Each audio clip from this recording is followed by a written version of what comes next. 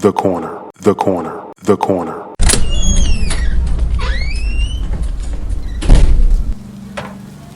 Hey, welcome. Come on into Cousin Ed's Corner. This podcast is where you'll find real, authentic conversation, organic conversation, unscripted, unfiltered conversation, like you're home with your cousin. It's all about life. It's about finance. It's about spirituality. It's about love and everything in between. I'm your host, Cousin Ed.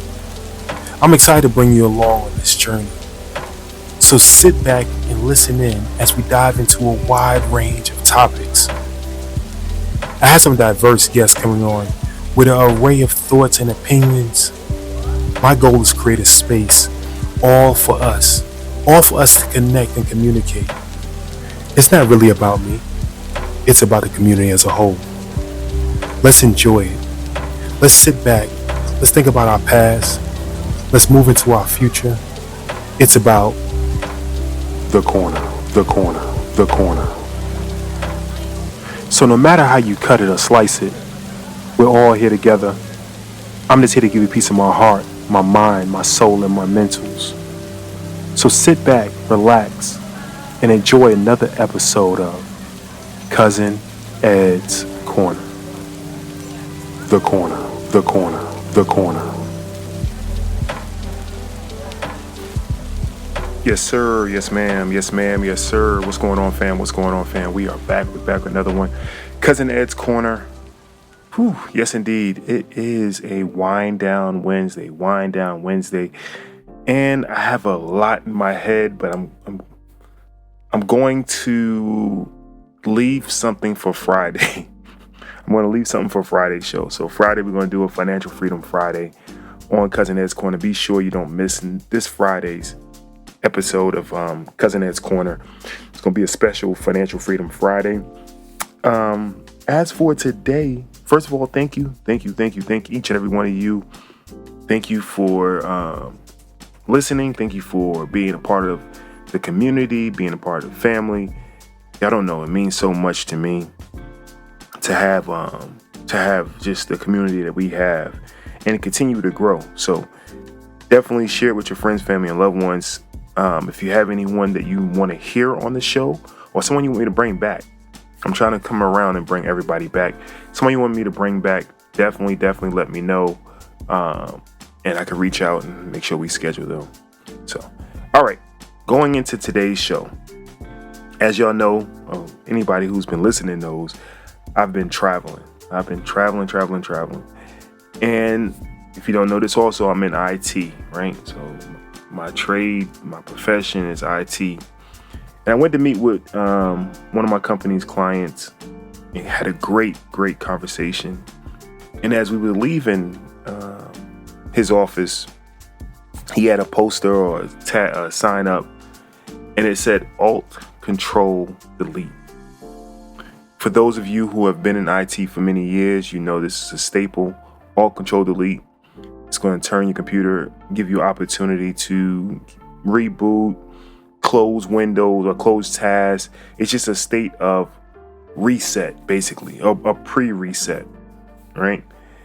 Anytime if you're in troubleshooting, you tell somebody to Alt-Control-Delete just to get them to that point of being able to stop tasks in your life or on the computer and then reset the computer, right?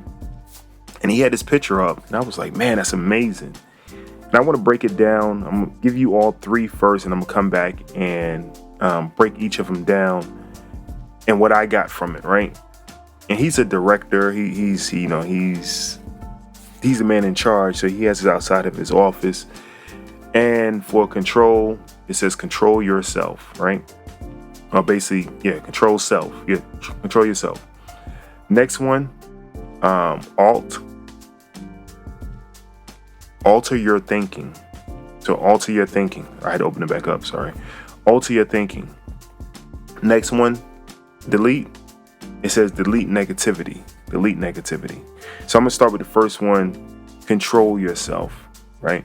And I think about the computer first and where this all came about. Control, right? You want to be able to take over what's going on on this PC at the time, right? It's freezing. It has all kind of maybe a virus or something. Things are taking over. You don't know what's going on this PC at the moment, but you want to get control of it. So you hit that Control Delete. And in your life, you can only control what you can control. And understanding what you can control is first. Taking accountability for it is second, right? Saying, I can control myself in this situation. I can remove myself from the situation.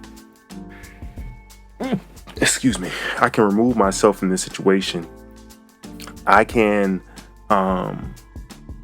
think of things in a different. That's the next one. Alter your thinking, but I have the ability. It's me. It's no one else, right? It's me. And as I think about that, controlling myself. Do I want to get up this morning at a certain time? Do I want to read this book?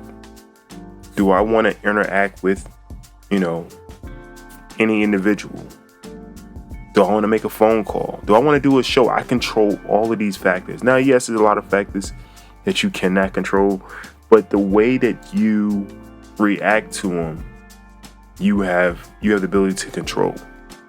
And I think the way we react goes with the next one, alt. Sometimes we have to alter our thinking to help us react in a certain way, help us control ourselves in a certain way, right? So you get in a car accident. And this is I'm going deep with it with the car accident thing. But say you get in a car accident, how do you control your emotions after the accident, right? Do you get out? Do you start yelling? Do you cuss the person out? Or do you get out, assess the situation, make sure everybody's safe, make sure everybody's okay, not only making sure you're okay, making sure the other driver's okay, have they had any other injuries, you seeing what's going on with them? That's you controlling, right? Having an alter your thinking is not only about me, it's about everybody else. How bad is the damage, right? Alter your thinking, right? If something happens, you get a bill in the mail, alter your thinking about it. Okay, let's figure out how I'm going to get this. I can control this. How can I get this bill paid for? I get bad news. Do I sit? Do I cry? Do I figure out what's the next step? Controlling your altering your thinking about it. Changing the negative, that's the next one. Changing the negative approach to it and being positive about most things, right? That's what you can control. Instead of saying something is so bad, looking for the silver lining in it, thanking God for the opportunities that He's given you, or looking at how can I change this not only for myself or for someone else. It's hard. I know. If y'all know who I was, I'm serious. If y'all know who I was, my thinking and just my reactions to that Brooklyn was in me. It's still in me. It's like David Banner. You think about Hulk, how you have to keep him inside. But I work hard on changing my thinking, alternating my thinking, and controlling myself, because it's so many times my tongue is fast. It's so many times my temper, but I will say I am 95% better. That 5% is still in there. I'm 95% better. A lot of it comes with age. A lot of it comes with experience. And then knowing this, right? If you know that you can control it, like if you don't give yourself an excuse, like I can't control myself, right? If you know you can control it, if you know you can alter your thinking, if you know you can have peace, if you know it's not that serious, right?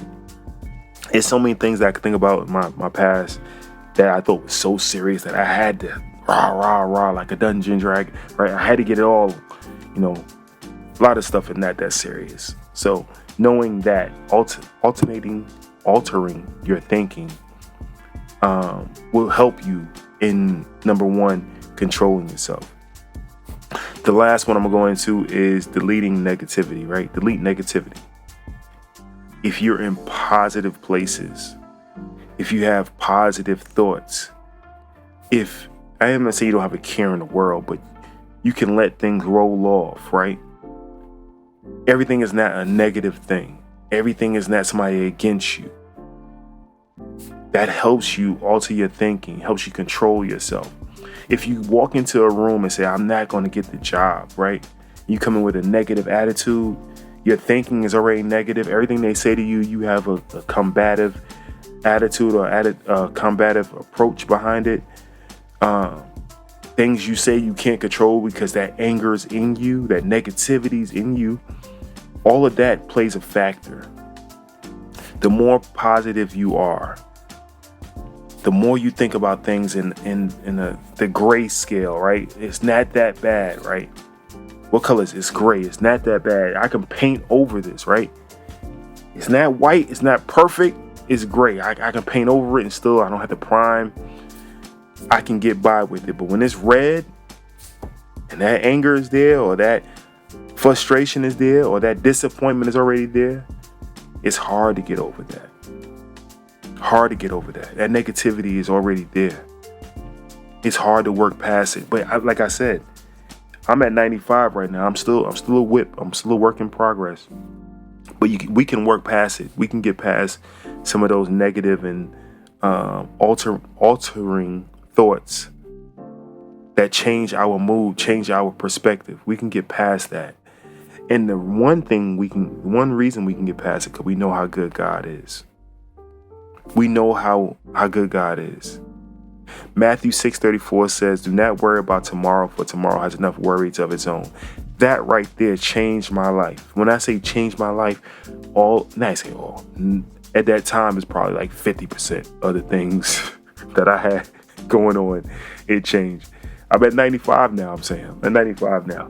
But when I stopped worrying about all the negativity that was around me, stopped worrying about what's tomorrow going to bring. I'll tell you the truth, I was at school and I didn't know if I was going to be there the next semester. I didn't know what was next, right? Relationships were going awry. I was away from home. All bunch of stuff was going on.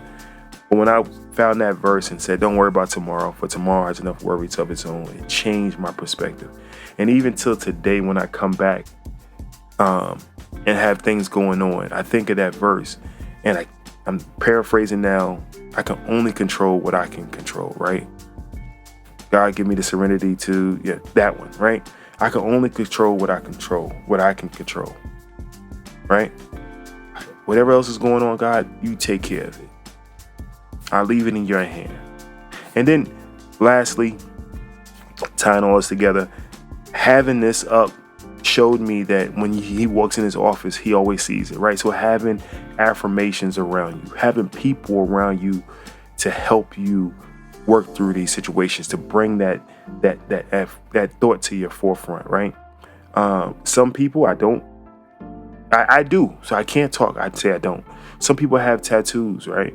For that branding, to keep that constantly as a reminder, right?